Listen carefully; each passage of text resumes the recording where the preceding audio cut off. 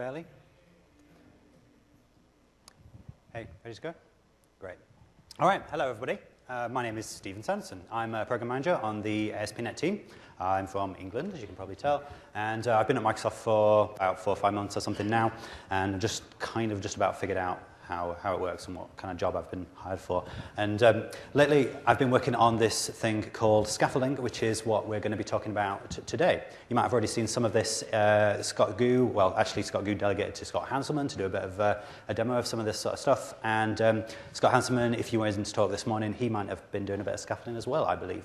So you might be familiar with a bit of this, but what we're going to do in this session is take a much deeper dive into what the possibilities of scaffolding are, and push forwards into like how we can customize it and deal with some more advanced use cases. But we will be starting at the beginning for people who are not familiar with what that's all about. Okay, so I expect you probably know what scaffolding is, although there is some confusion. I genuinely, not joking, 2 days ago got an email from someone asking me for what my prices for scaffolding were, and they wanted it 10 foot wide and 5 foot high. And seriously, so anyway, I don't even know what I'm going to say in reply to that. But so scaffolding is a way of generating some code that you can then customize in order to progress through your development process a little bit faster.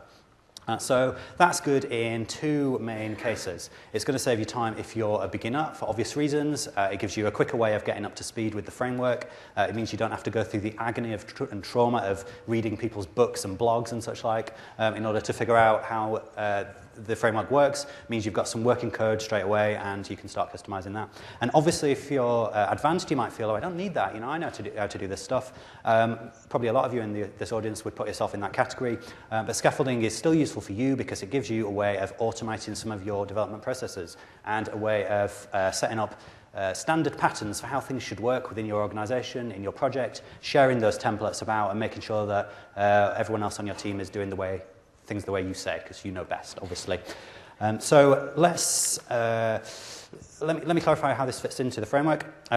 You may have seen that we've got a NuGet package called MVC Scaffolding, which goes into the NuGet console and gives you a way of generating code from the NuGet console, and I'll be talking about that quite a bit today. But the other thing, which is the thing that's new this week, what we released with the MVC3 tools update, is the ability to do scaffolding from the GUI, from the add new controller dialog.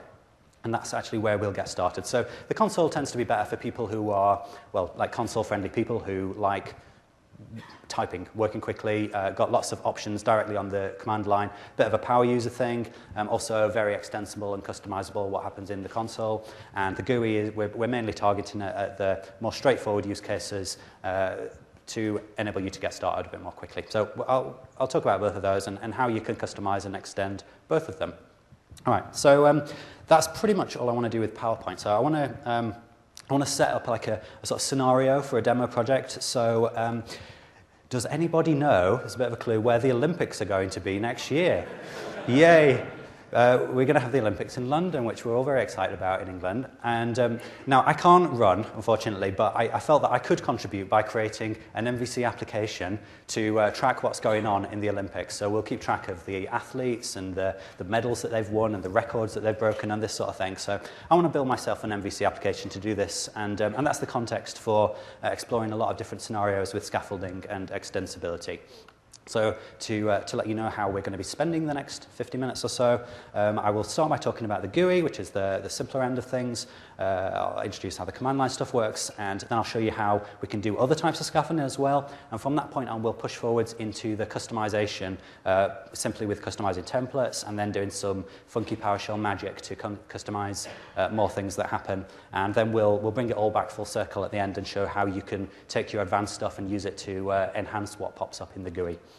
All right, so you'll be delighted to know that's the end of PowerPoint, and we'll be spending the rest of the time in Visual Studio. So let me switch over onto here, my demo machine. And I didn't want that at all. Right, so I've got for myself a new MVC3 application, which is basically blank, right? I've hardly done anything. It's just the standard home controller, account controller. It's got no views particularly apart from what you get by default. It's got no models apart from account model, which you get by default. So it's kind of a blank slate, but I've created it in advance so I could set the references up and not sort of get it all wrong in the demo. So what I want to do is start adding some domain models to my project so that I can start tracking what's going on with the Olympics. So I'm going to start I'm going to do the GUI scaffolding, which I think a lot of you will have seen because it's been covered in other talks, but I need to do this in order to set the context for what's coming next, but it won't take long. So I'm going to start by making myself a model for the athletes that are involved in the Olympics. And you don't want to watch me type, so I will just drop in my athlete there. So you can see they've got a unique ID. I'm following this naming convention of naming my unique key, the name of the model followed by ID, and then we've got some of the properties on there. So that's pretty straightforward. Now I want to scaffold myself a controller for editing, creating, deleting athletes, and so on. So the GUI scaffolding option allows me to go to Add Controller, and then what pops up here is an enhanced version of the dialog that we had in previous versions, and now I've got these other templates that I can choose. And in case you need clarification, empty controller, the top one and the bottom one, they're the same as what the previous version of the frameworks did. So you either get the empty option or the one with the sort of simple actions that don't really do anything. And then the middle one there, this is the new thing, the interesting one, which does all the data access stuff and creates all the views and stuff for you in one shot. So let's create an athletes controller, athletes, and I'm going to do this with all the data access. I choose my model, athlete, data context, I'll talk about that more in a minute, but let's just say we'll keep the default option there and we'll see that later. Then I will hit add. And so, as you'd expect, it's going to create for me my athletes controller, and it's going to create for me the data context for doing the data access, and a load of views for all the different bits, create, edit, delete, details, all this sort of stuff. And I'll show you that code a bit more in a moment, but let's just build and run it first. Okay, so I jump over to my browser and go to the athletes controller that I've just created, and when that comes up, which will take a moment because Entity Framework is doing its funky stuff in the background and creating me a database, and it's done it. So now let's put in some athletes. Let's have Usain Bolt, who represents Jamaica, and there we go. So we can insert stuff, we can go to details and so on, and let's put in another one. Let's have, oh well, I will be a little bit egotistical and I'll put myself in, and I can represent Great Britain there, yeah. All right, so yeah, basic data entry stuff. So let's push this on slightly further, and let's think about doing not just one-to-many, but also a many-to-many scenario as well. So I want to track not just the athletes, but let's say what medals they've won. And I will do that, firstly, by creating a new model class to represent the type of medals that a person can win. So that would be things like gold, silver, bronze, that sort of thing. So it's got a unique key, it's got a name, etc., very straightforward. And now I want to map these two together in a many-to-many kind of way. And my linking object there will be a medal award. So a medal award is a thing in its own right because it's associated with an event, and there might be other properties to do with the award, like when it was awarded and so on. And now I need to do one-to-manys on both sides of this. So I want medal award to relate to medal type. And I can do that by adding this pair of properties. We always add relation properties in pairs with scaffolding. So we've got the foreign key property, which is the thing that all the views will be dealing with, passing the IDs backwards and forwards. And then we've got the actual model instance here as a property so that we can get access to the sub-properties of it. And the naming convention there means that everything's just going to fit together. Because the thing is named after the model type and we've got this property with ID on the end, Scaffolding and Entity Framework all know how this works, and so that's going to work together. So now I might also want to link my medal award to athlete, and I could put a property called athlete ID on medal award if I want to, and that would work fine. But let's say I don't think that's a very good name because, well, that could mean anything. I want to associate it with the winner of the medal award. So how can I have a property called winner when I don't have a domain model called winner? Well, we use a slightly different naming convention. We use the foreign key metadata attribute like that, which associates this winner property with the winner ID foreign key relation there. And because this is of type athlete, it's all going to work out okay. So again, Scaffolding and Entity Framework will understand how this all works. So I'm going to scaffold myself some controllers for those two. So I'll have a medal types controller, and I'll pick my medal type and let that go. And then I will do the same thing for medal award as well. And okay, so all of that pops up, and do the same thing again. Ooh, wrong thing. Add controller, medal awards controller, and model class medal award, and away we go.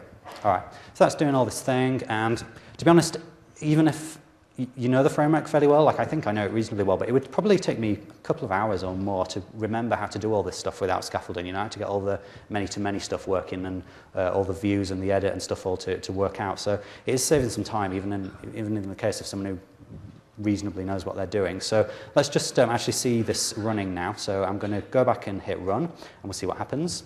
And I kind of expect there might be a little bit of a problem. Yes, there's a problem. Okay, so we've changed the data schema, and so it no longer matches what was in the database. So Entity Framework is saying, hey, you know, what are we going to do about this? And if you were in Scott Hanselman's talk this morning, you may have seen that we've got some plans to show ways in which we can migrate your data automatically going forwards. But for now, that's not ready. So what we have to do is give permission to EF to wipe out the database because the schema's changed. So I'm going to do that by jumping into my data context class. You'll see that Scaffolding has added properties for all the different types of things that are in this data context. And I'm just going to enable this line that allows EF to drop create database if model changes. And now I've enabled that, and I rebuild, then go back here, and hopefully we won't get the error this time.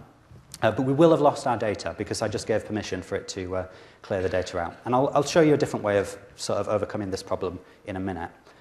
But right now, let's create a bit more data. So we'll put Usain back in, and we'll put me back in. So here we go, and Great Britain. And now let's set up some medal types. Medal types. There we go. I'll create some of a gold, and I will have a silver. Obviously, you could have a bronze as well, but I won't bother. And then let's go to medal awards. And now I can do the interesting bit of the actual many-to-many, where I can say, okay, we can say for the event, like the 100-meter sprint, the medal type can be gold, and the winner can be Usain Bolt. So the drop-downs here have got it's picked a property to represent each entity, and it's picked the name property by convention. And ignore the fact that it says ID on the end. That was a little issue that we fixed before the final build went out, but I'm not using the final build here, so don't worry about that. You wouldn't have that. So if I hit OK, then you can see it works, and we've got that works, and I will add another one. Maybe I'll have a silver for myself, and I really think that we should have technical presentation as an Olympic event. Which might sound silly, but seriously, poetry was once an Olympic event. You probably don't believe me, but it actually was. Go on Wikipedia. I didn't just put it in before the talk. It's genuinely true. I think it was the German Olympics in like the 20s or something, but yeah, seriously. Anyway, so that works. We got the many-to-many. That's nice. And that pretty much covers everything I want to talk about with the GUI-based scaffolding. So we've looked at that, and let's move on a bit, and let's think about what we can do from the command line. Let's look at the code that we've got, actually. Athletes controller. Okay, so it's a standard MVC controller. It's got all the actions that you think, create, edit, so on. Pretty straightforward code. It's the sort of thing you'd write yourself. But actually, there's one part of it that I'm not 100% happy with, and that's the fact that all our data access stuff is kind of in line in the controller. Like, we've got this stuff to do with Entity Framework, and maybe I don't really want that in my controller. Maybe I want to separate the data access stuff out into some other place. Maybe I want to use the repository pattern, which basically just says, let's encapsulate our data access in some sort of standard object that represents a source of data. So in order to do scaffolding with repositories, I need to get the command line version of the scaffolding, which is this package called MVC Scaffolding. So I'm going to do that now. I'm going to go to the Package Manager console, and I will install package MVC Scaffolding. This is available now, and here it comes. So once that's installed, that's going to add some more commands into the console that allows us to do scaffolding from there with some additional options as well. Okay, so I could now say scaffold controller, and then I say the name of the thing I want to scaffold, so athlete, and then I'll say I want to do it with a repository this time, so I'll pass the repository parameter. And when I hit OK, that's going to go off and it's going to start doing the scaffolding. So it's created me an athlete repository. But actually, it realizes that I've got some of these files already, and it doesn't want to overwrite them because that might be important to me, and it doesn't want me to lose my work. So I have to explicitly give it permission to overwrite stuff by passing this force parameter. So I'll do that, and it will sort of blow everything away and give me a different version of the code and make me keep reloading all the windows. So Let's just close those before that keeps happening. And I want to do the same thing with the other two as well, so I'm going to have a medal award, and I'll do medal type first, not that it makes any difference, and then I'll do medal award as well. And we'll go and have a look at the code that's come out of here now. So if we look at athletes controller now, and actually just sort of multitasking here, I want medal award as well. Award. All right. So the code that's come out of here is much the same as before, except now we've got this repository interface at the top here, and all the data access is done using this interface. So there's no data access code specific stuff inside my controller anymore. Like you'll see that the F stuff is not in the edit anymore. And if you want to see the actual repository interface itself, well, it's just a pretty simple interface. Got methods to get and delete and save and stuff. And out of the box, free of charge, we give you an entity framework implementation of that, which is here. So we've now got all our data access in one place, and that's kind of cute. And also, let's have a look at, say, medal awards controller. You'll see it's smart enough to understand the relations between items in our domain model. So it knows that medal awards is going to need to access data from all three of these repositories. So it generates the right code for us. And it also does nice things like when it's generating a list of all the medal awards, it does eager loading of all the related things that are going to show up in the grid so that we don't have to do lots and lots of database queries, like one query for every row or something crazy like that. So it's reasonably smart in terms of generating the kind of code that you actually want there. So that's nice. So let's think a bit about what's happening in terms of data access now. So as I've mentioned a number of times, we're using Entity Framework as the data access system here. And the scaffolding that we've got, both the command line and the console, sorry, the command line and the GUI, both support Entity Framework database first, model first, and code first options, so you can use any of those. But the one that Scaffolding kind of prefers is code first, because it can just generate that code for you, which is, you know, kind of nice. That's what Scaffolding wants to do. But if you've got an existing object context, then you can just use that with Scaffolding. That's fine. So where did I get Entity Framework from? I didn't seem to install it, did I? Well, I'll show you that if I do get package, you'll see that in my list of packages, Entity Framework is there in the list. So this is a new default with MVC 3 tools update. When you create your project, we'll put the Entity Framework package in there by default, so it's just ready to go. And if you don't want it, obviously you can just uninstall that package, but the fact that it's there is going to simplify working with Scaffolding for one thing. Otherwise, we'd have to have extra setup steps, and that wouldn't be very nice. So that's how that's there. And I'll show you how Entity Framework shares an understanding of your domain model with both Scaffolding and with ASP.NET MVC itself. So let's say I want to change the way that my data is actually represented. I want to put some metadata on there. I can do that in... I could do it like this, for example. Let's say I want to say that name is required. That's pretty trivial. I just put the required attribute on. So if you've done MVC 2 or later development, you'll know that MVC supports this kind of validation through declarative metadata, and that's nice. But the nicer thing is that both Scaffolding and Entity Framework also recognize the same metadata and will set up all the data persistence and the code that we scaffold to match that. So one place to represent your model design. Let's say also I want to have a string length limit on name, and I'll pick an obscure length like 53, just so that you'll remember that number, and when you see it later, you'll realize where it came from. And also, let's say I don't want to call my primary key athlete ID. I don't want to follow this fascist naming convention that Microsoft is imposing. So I'm going to come up with some crazy name of my own, competitor unique ref, like that. And I don't even want it to be an int. I want it to be a GUID, because I like them. And now Scaffolding doesn't know what you're doing anymore, so we have to give it a little bit of a hint. So I put this key on there, and now it knows that that's supposed to act as primary key. And everything should just work as before, except that I need to update my winner ID to be a GUID as well, because obviously that is the type of that primary key now. All right, so both Entity Framework and Scaffolding, and even MVC will all recognize that. So to demonstrate this, I'm going to, because I've not rescaffolded, so I will rescaffold all of this now. So I'll make myself the athlete again, and that's going to go through and produce some slightly different code this time. And I will show you how that code has changed in just a moment. I also need to update medal award as well, because of course that property changed. wrong button. Anyway, so the code that's come out of the scaffolder for athlete now is much the same, except that you'll see that, say, the parameters are of type GUID now instead of int, because we know that. And let's just get medal award. And if you look in something like the actual repository itself, then you'll see that it's respecting what we've done. So when it tries to deal with primary keys, it knows to use competitor unique ref. It knows that they need to be GUIDs, so that's all respected. And let's run the application, just check that everything's working. Obviously, it's going to blow all my data away now, but I'm going to fix that in just a minute. But hopefully it should still work. That's kind of the first check, yeah. And now if we look at the actual data schema that's come out of there, the thing that Entity Framework has done for us, let's have a look at the tables. So athletes, columns, I'll zoom in a bit. Then you'll see that now the primary key is called competitor unique ref. You'll see that name is not null because it's required, and you see that it's got this maximum length of 53 because we said that in our metadata.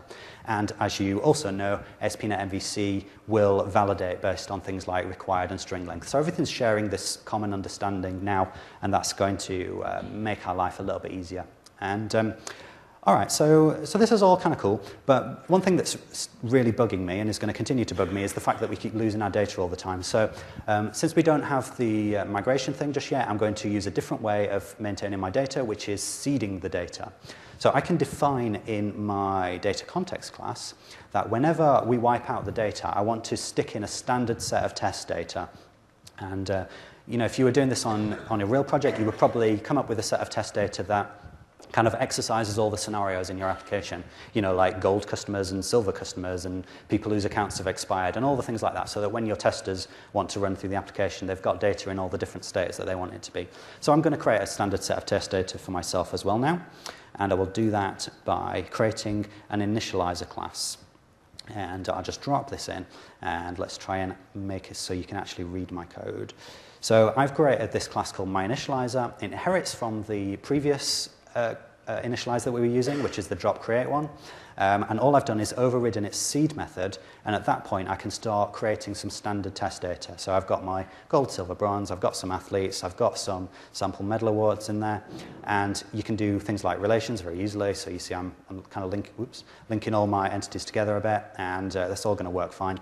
So now I've got my seeded data. I just want to say, okay, let's actually use that now. So I'll set my initializer to be not the thing that it was before, but my initializer. All right, so I'll build that. And what have I done? Oh yeah, I need to import a namespace there. And then I'll build that again. And now I need to actually force it to regenerate my database. And so I'll do that in the most kind of brutal way that I can manage, which is just to physically delete the database. So I will tell SQL Server to just throw that away. And next time I run my application now, which is here, then hopefully my test data will appear, and we won't continue to be annoyed by that anymore. So here it comes, hopefully. There we go. All right, so all our test data is there, and now we can sort of continue our development process. That's cool. And what else? Another thing you can do with Entity Framework in the code first option is that you can use its Fluent Configuration API.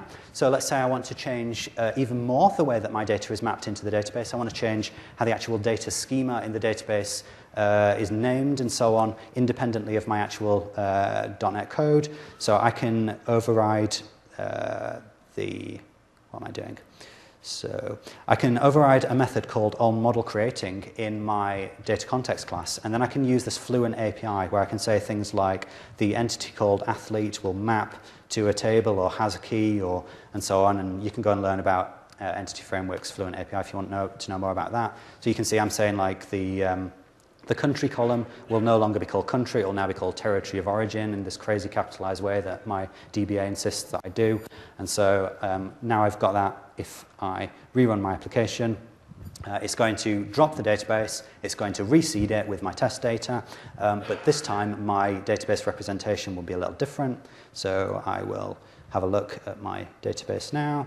So you see the table's called people instead of athletes now, and I've got this nasty territory of origin thing in there as well. So I can control how things are represented in my database without actually messing up my lovely MVC code, and that's good. All right. So this is all pretty cool. So what we've done so far is we have, let's bring this back. So we've looked at GUI scaffolding and command line scaffolding, but we've been continuously focusing on this CRUD scenario, data entry. And that's cool, because scaffolding does that really well. But sometimes you might want to scaffold other types of things as well that's got nothing to do with data entry, or CRUD anyway. So let's have a look at how we can scaffold actions and unit tests. This is a pretty new feature. We only put it in a few weeks ago, but people really like it, and I like it as well. So let's say that what we want to do is we want to have a user registration system for this website.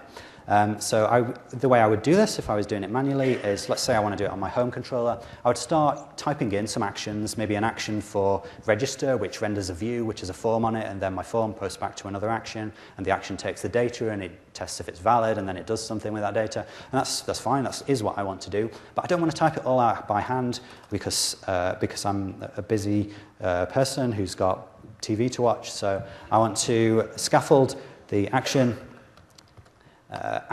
call on the home controller called registration. And what that will do is it's not going to create a new file anywhere, but it's just going to add a new method directly into my existing class. Just pops it in. And it's also created a view for that as well. So if you see on home controller, if you can see that, it's quite small, but their registration is there. So we do have the view, and it's not really doing anything because it's got nothing to do, but we can start filling that in.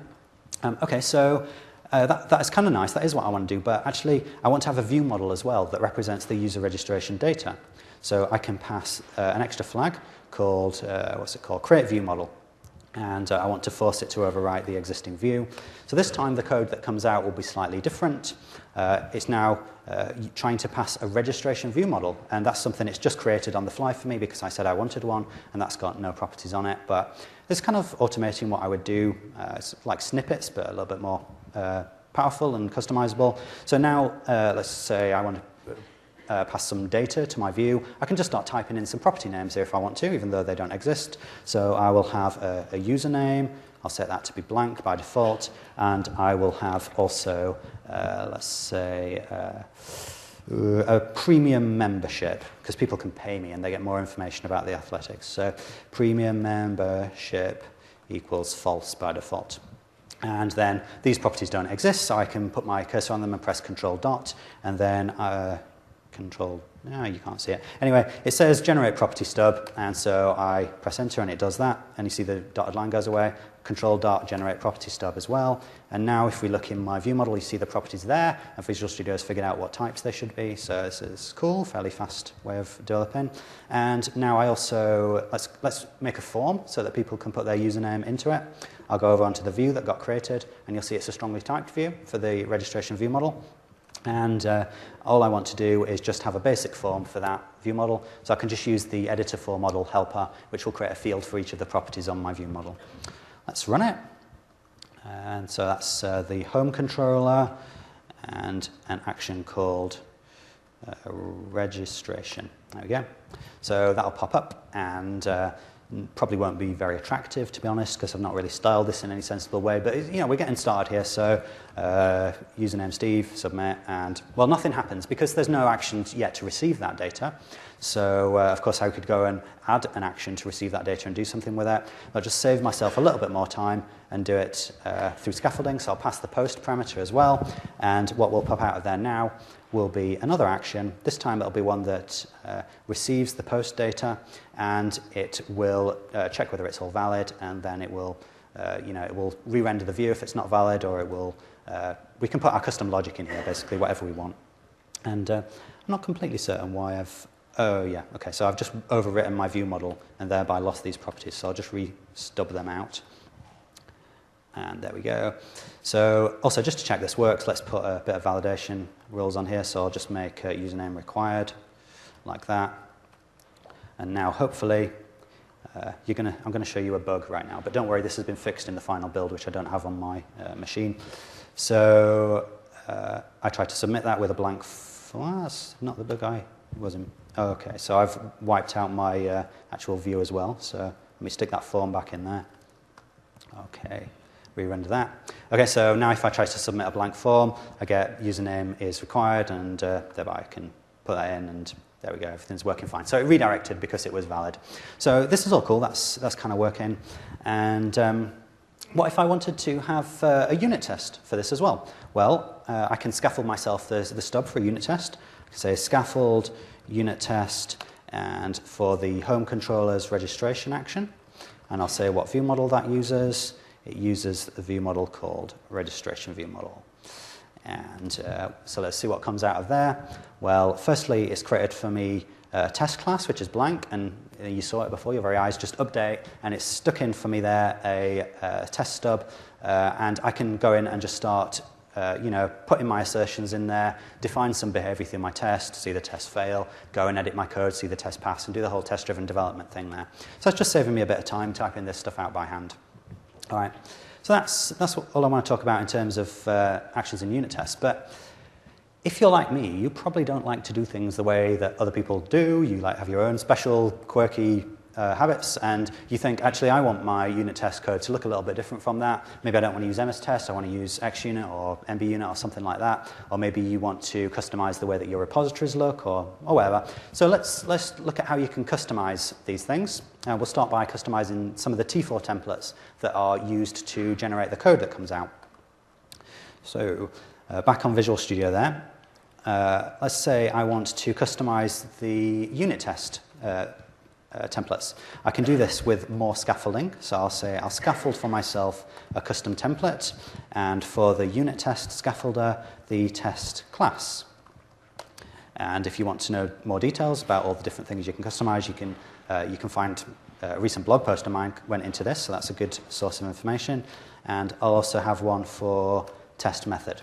So what has this actually done right now? Well, initially, it seems to have sort of crashed or something, which is not exactly what I had in mind, and that's great. Yeah. All right. That's really not what I had in mind. Go on, die, Devenv, die. I did tell you that this is not the final build, didn't I? The final build is available right now to you. You can go and get the final MVC 301. You can get the MVC scaffolding newer than this. So hopefully you're not going to have this problem. And then I'll bring up my application and we will continue as if that didn't happen. And we'll edit it out of the video so that it doesn't get back to my boss. And I don't. Okay, so what did we actually do? We created... So these files went on disk and they've not been linked into the project because Visual Studio crashed, so I'm going to have to manually include them in my project. You wouldn't have to do that. And so by doing scaffolding these custom templates, what it's done is it's added this code templates folder, and inside there it's added these T4 templates that we can edit to change the type of code that comes out. And the templates can be pretty simple, like this. Let's make that a bit bigger. Okay, so this is the template for an empty unit test fixture. I can go in, I can just start changing this. I can change all the syntax to look like NUnit instead of MS test if I want to use that.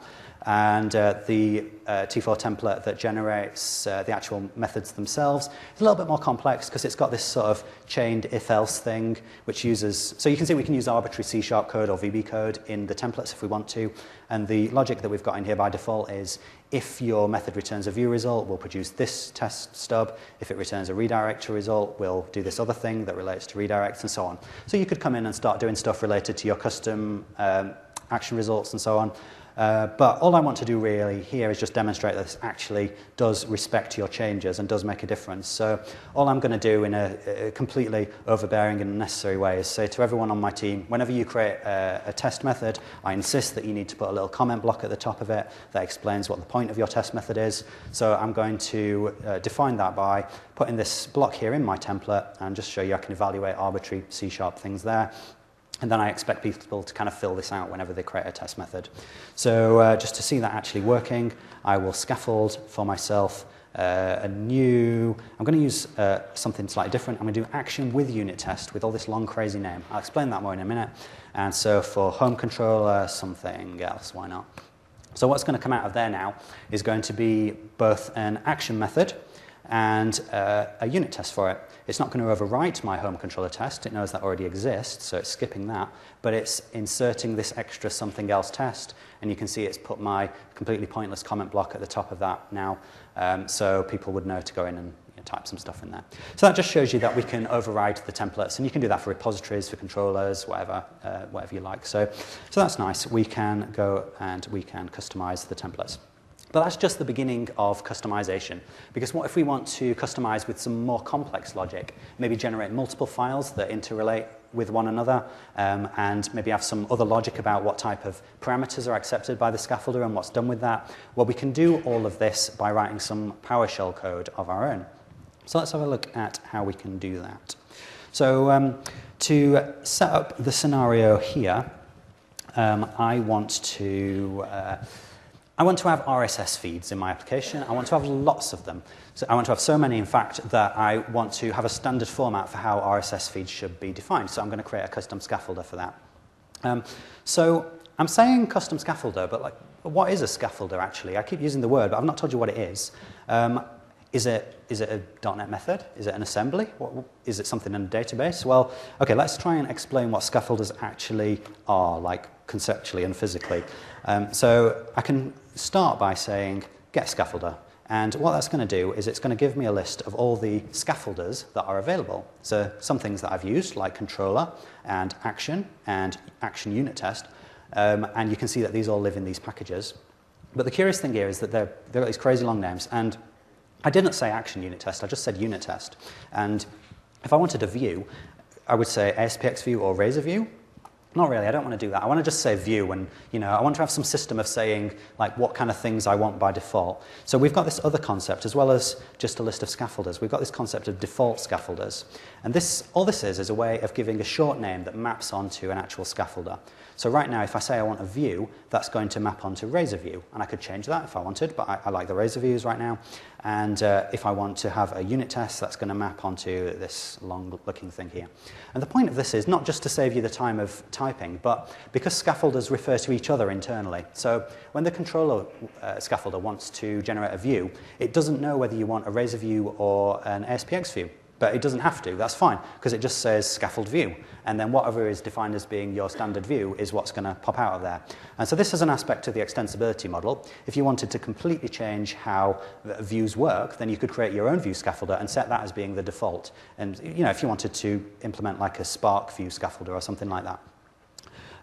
Okay, so that gives you a bit more of a clue about what they are, but I still haven't sort of shown you what they're made of. So in order to actually see that, I'm going to create a new actual scaffolder of my own. And I can do that by saying the way to actually create a scaffolder is using a scaffolder that generates scaffolders. So it's all this sort of like Inception kind of thing. So let's have a custom scaffolder, and because I want to be generating these RSS feeds, well, I'll call it that, not very creative, but that does the trick. And that's going to pop out some files there. Let's see what it's actually got for us. That's created for me a folder called RSS feed, and we've got a PowerShell file in there, and we've got a T4 template. So this is what the scaffolder actually is. It's PowerShell plus templates. And let's just run this right now before we even look at the code. So the fact that that's now there means that I can say RSS feed, and you see it appears in the tab completion list, which is nice. And I run that, and what pops out there is something called example output. And example output just kind of gives you a starting point for building a scaffolder, because it's a scaffolded scaffolder, so you've got a starting point there, and it's just a simple C# class, and that comes from this T4 template, which looks like a C# class, except for it's got these placeholders in, and then the data for that comes from this PowerShell file. And this is where some of you freak out because you've never seen PowerShell before and you don't know what all this stuff is, but don't worry, it's not important whether or not you understand the details of PowerShell. You can go and learn that on your own weekends, and for now you can just trust me that this is not that complicated. For those of you who have used PowerShell, you'll see that actually what we've done here is very trivial, because all I've done is I've called a single commandlet called add project item, and what this does is it takes the name of a template that we want to render, and it takes an output path where in our project we want to put that output. It takes a load of data that we want to pass to the template, and it takes a few other parameters that sort of define how it interacts with the console, but we won't worry about that. So that is how we produce the example output, and that's fine. Okay, so now I want to customize this by putting in my own PowerShell logic and my own templates that's going to generate some RSS feed code. I need to have an idea of what the end point is here. So what I did is I created a separate project and I put an RSS feed in there so we knew what the code was like that we wanted to produce. So here is my other project called blog, pretty obvious thing that would have an RSS feed. And the way I've implemented my feed is I've got an action method called feed, and that gets a list of all the things that we want to render into our template, and it just passes all that to a view. So I don't know if any of you have generated RSS from ASP.NET MVC before.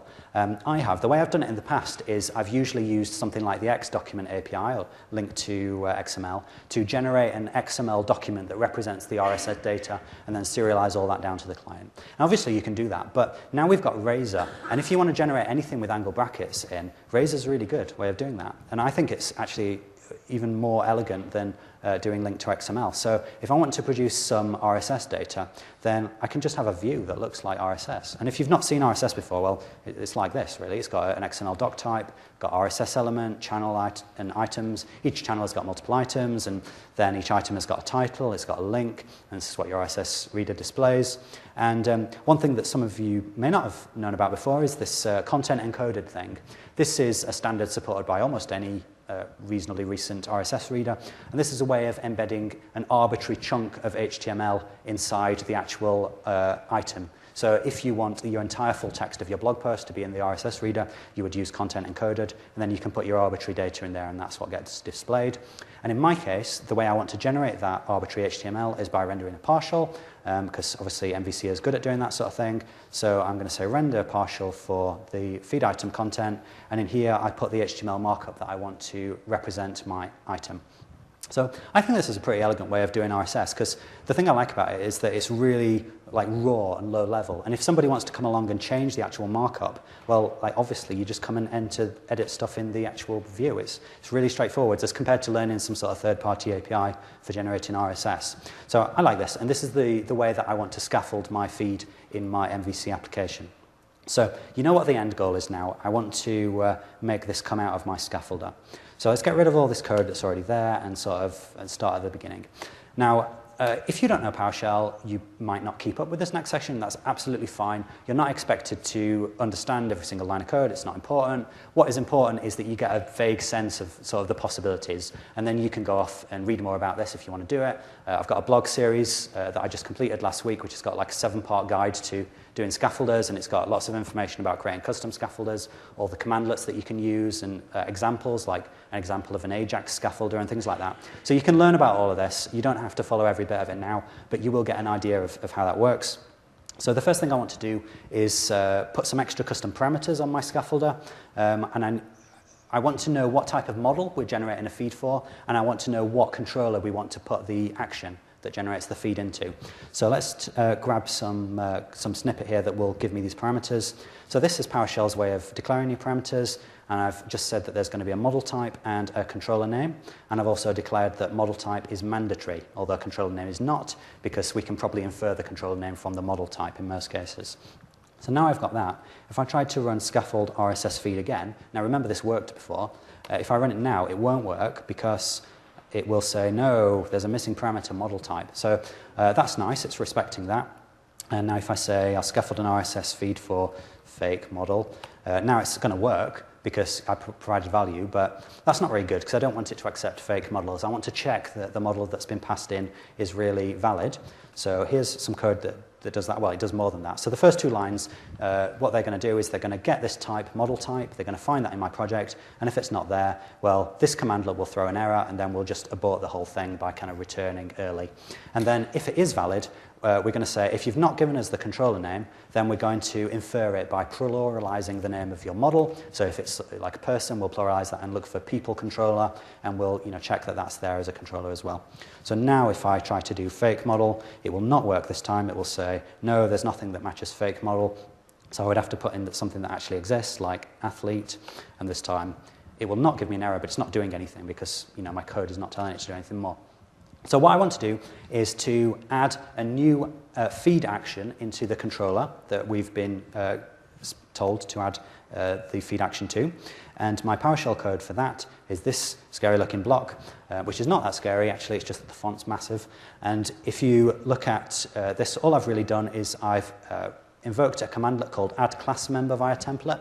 And what that does is it renders a T4 template, and it takes the name of the template, and it is going to take the name of a class to put the output into, and then it will inject the output from that template as a new member in the class. So I'm going to add a new feed action there, and I'm passing some data that I want, like the model type and so on.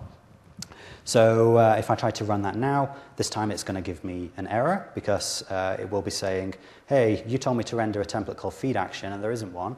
So okay, let's fix that by making a feed action template.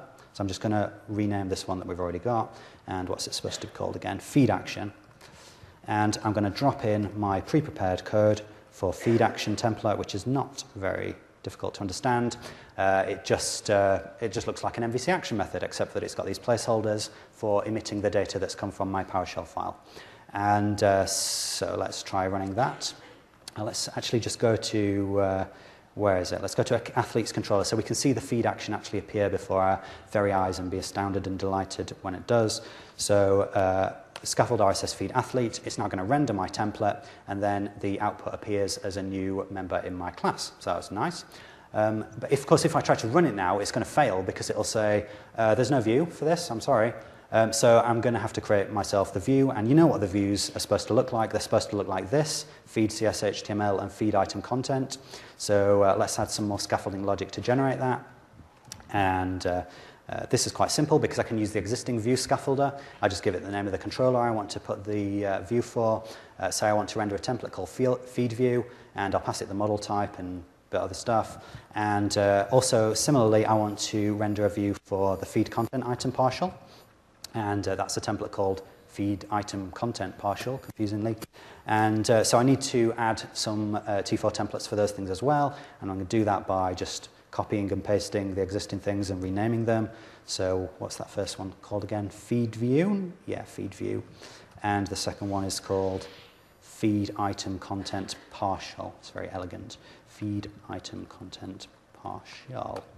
And I'm going to just drop in my pre-prepared stuff there for that as well, which is not too scary. It's just the XML thing again, except for I've now got the placeholders in there. And also for the actual content item, this one's slightly more interesting because what I'm doing here, I'm using the Visual Studio Code Model API to iterate over all the properties on my model. And for each of the properties, I'm going to generate a bit of HTML that describes this property. Okay? Yeah? I missed, sorry? Did I do that? That was bad. Thank you for letting me know. Okay, so let's undo that, and then I will put that into the feed view one, which is where it was supposed to go. Thank you for that. And now I will actually run that. That would have been so baffling if I hadn't known. So yeah, run that again. And will that work, or will I have forgotten something else? We'll see. Okay, so it seems to be working. It's added my, my feed view there. And so if I look at my views for the athletes controller, you'll see I've now got this feed, and feed references this partial called feed item content. And as I showed you, it iterates over all the properties and produces some HTML that represents the full view. So now if I build that, hopefully I can actually go and bring up the output from that now. So if I go to athletes/feed, which is the name of the action, then hopefully we'll get the RSS data from our database. And here it comes. All right, so that works. That's nice. And of course, this is just scaffolding. It's not supposed to be final code. So someone could come and look at this and go, hey, I don't really think that's entirely user-friendly, to be honest, having the athlete and then a GUID for the item title. So I will go into my view and I will change that. And very trivially, I'll just say, replace that with model.name. No, what's it not called model, is it? It's called item, which is the thing, the iteration variable, item.name. I've got IntelliSense into that. It's all strongly typed. That's nice. And hopefully this time, if I reload that, then I've got the actual name. So that's great. So it's quite easy for anybody who wants to add an RSS feed for any given model type to come along and do that, and then go and just edit the code to define exactly the sort of fine-tuned details of how it should be represented, including editing the actual full HTML blob that comes out of there. All right, that's kind of nice. So what we've just achieved is we've created an entirely new scaffolder. And as I said, I know you won't have understood every line of the PowerShell, particularly if you're not familiar with PowerShell, but there's lots of resources and documentation out there. Start with my blog, and you will see the 7-part series about how to do that. You'll be fine with that. So let's kind of spin this all back to the beginning now and say we've created our custom scaffolder and we like it, and we want to share it with other people on our team so that they all start using it. So the first way we can share it with people, very trivially, is just to commit this folder into source control. And then the fact that that's in the project means that when everyone else gets it, they've got the RSS feed scaffolder as well. And that's nice. But what if we want to actually have it in the GUI as well? So if I go to add controller right now, you'll see that what we've got here, we've got the 3 things we had before, but also, interestingly, we've got 2 other things. We've got these things from MVC Scaffolding now as well. So MVC Scaffolding has put in its own controller scaffolder, including the one that deals with repositories. So that shows you that this thing is extensible. And one of our design principles with MVC tooling is that whenever there's a drop-down list, there's some way for you to get into it. You can extend it and put your custom thing in there. And this is obviously not an exception. So I want to put my RSS feed scaffolder into this drop-down. How do I do that? Well, it's really easy, because all I have to do is go to the metadata that declares that this PowerShell file is a scaffolder and just change it. So instead of being just a regular scaffolder, it's a controller scaffolder, which is a subclass of normal scaffolder. And just by having made that change without anything else, if I now go to add controller, then we're kind of broken something, I don't know what. I really should have put the final build on this. So I'm just going to kill this and bring it back up in a second. Okay, here we go. Olympics. So we will see our item appearing there. Oh no, sorry, that wasn't a bug at all. That was me having screwed something up. So the controller scaffolder constructor requires us to pass a parameter that is the text that's going to appear in the GUI. So I'm going to say controller with RSS feed. And now I've got that. If I go to add controller, then what we get in our drop-down list, now we've got controller with RSS feed. Okay, great. So now all the people on my team can know that that's there and they would know to use it. All right, so just to sort of finish this off, let's say I want to scaffold something for a new model type. I want to keep track of when people have broken world records and have an RSS feed for that, and hopefully achieve all of that in about 30 seconds. So I'm going to create a model for world records. And I'll just drop this in here at the top. And you can see that we're using the normal conventions to link that as a one-to-many to athletes. And now I've got that, I can say, give me a controller for this. And more so, I'll have a controller with an RSS feed, please. So let's have controller with RSS feed. Oh, it's not letting me choose a model class for world record. So, okay, I can go back to my PowerShell file and I can put in a bit more metadata that you can learn about online. So supports model type equals true. And now I've got that. If I go to add controller again, then this time when I choose RSS feed, this time I'm allowed to choose a model type. So I'll have world record. And if I hit that, actually it's not completely going to work right now because it's looking for a controller class that doesn't exist. Because our PowerShell logic here assumes that the controller does exist. But if it doesn't, let's modify it so that the scaffolder is smart enough to create the controller if it doesn't exist. So I'll get rid of that line here. And what I'm doing now is I'm saying, yeah, we'll go looking for the controller. If it's not there, we'll just sort of silently continue. And then because it's not there, we'll scaffold a new controller using scaffold controller. And then we'll use that one. All right, so now we've got, hopefully, our final working version of our custom scaffolder. Add controller, I'll call it world records controller, controller with RSS feed, and the model type will be world record. So let's say go, and hopefully what this is going to do now is it's going to go, okay, there's no existing world records controller, so I'm going to create that using the scaffold controller, and then because this is the controller with RSS feed, it's going to stick all the relevant stuff for an RSS feed in there, and it looks like it's done it because you can see that stuff at the bottom. And so let's actually try running this, see if it works. So hopefully now I can go to the world records controller and I'll enter a bit of data and then we'll see that we've got that in an RSS feed. So here it comes. All right, so I'll create a new world record for the well-known 400-meter moonwalk event, which was won in 33 seconds by Usain Bolt, I think. So create that. Okay, that's good. And now go to the feed, which we scaffolded into it, and you can see that we've got the RSS feed for that. So that was really easy, and anyone on my team could have done that in just a couple of seconds, and then they can go and start, customizing the actual RSS format of data that comes out of that, and that's a pretty nice and straightforward way of working. So that's all the demo that I'm going to have time for. So we've been right through from where this starts in the GUI through to the command line, through how you can customize it, and finish by how we can put our customized stuff back into the GUI. So I think that's everything, yeah? So I reckon I've got a few minutes. If there's any questions, then run to a microphone and shout your question out. Any questions? No? No questions? Oh, yeah, there's one question. When you were modifying the MVC scaffolder to do customizing, it seemed like you were making heavy use of the T4 scaffolder. I'm sorry, could you repeat? You were making heavy use of the T4 scaffolder project. That's actually dependent on Entity Framework. What would you use if you wanted to do something else?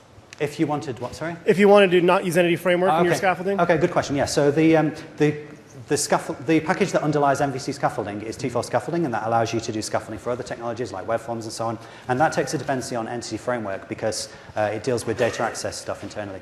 If you don't want to use Entity Framework, well, you can just unreference it after you've added it if you want to, and then just sort of carry on regardless. So you can create your scaffolders for NHibernate or Mongo, whatever it is that you want to. But yeah, we do have to take a dependence on Entity Framework, because otherwise the common use case of Entity Framework would not work out of the box. So that's why we've done it that way. But you can just remove the reference if you don't want it. Okay. Okay. Another question? So your custom ones were in the project. Is there a way to get them more globally, like item templates, project templates kind of approach? Okay. Or? Yeah, great. Yeah. Okay, so the question is, what if I don't want to have my custom scaffolders actually inline in my project themselves? Well, the other way of packaging your scaffolders is with a package, with a NuGet package. So if you were to create a NuGet package that contains those scaffolder files in its tools folder, then just by installing that package, that would become available in your project as well. So what we're really hoping is that people in the community will get enthusiastic about this, and they'll go off and create their scaffolding packages for other data access technologies or other unit testing frameworks, publish those packages to NuGet, and other people will be able to get them. And of course, just within your company, you can create your own packages and share those about if that's the way you want to do it. Okay. Let's take a question. There's a question over here. Hi. Is the scaffolder only support on the C#? Is it support other language as well? VB, very good. I'm glad you asked that because I should have mentioned it. So is this just for C# or what about VB developers? Yes, it completely supports VB. So if you are doing scaffolding within a VB project, the code that comes out is VB. So we've got all the templates have got C# and VB versions, and it will pick the right one depending on what your project type is. And if you create a custom scaffolder, then you can create a template for both languages if you want to, or you can create a template just for one language, and that's what it'll use. Thanks. Okay. Last question then. Yeah, kind of similar question, but you mapped default scaffolding, like view maps to Razor view, something maps to something else. Default scaffolding. Yeah. Okay. So is that per project or is that per environment setting? Okay, yeah. So I set up, at one point, I showed you how there's both ASPX view scaffolder and there's Razor view scaffolder, and I set that, well, by default, Razor is the default, and when you change that default, is that per project, per solution, per computer, per IP address block, or something mad? So good question. The answer is it's on a per solution basis by default, but when you call, let me just show you, when you call set, if you want to change your default scaffolder, you say set default scaffolder, so I say view, and then I'll say MVC scaffolding.aspx view. So by default, that's going to set it for my entire solution. But if I want to, no, sorry, by default, that's going to set it on a per project basis. But if I want to, I can pass this solution-wide flag, and that will then apply as a default for all of the projects in my solution. And whenever you're scaffolding, it will look for a default for your project, and if there isn't one there, it will go up to the solution level. Okay, I think that's the last question, so thank you very much for attending. Please fill out your feedback forms. Thank you.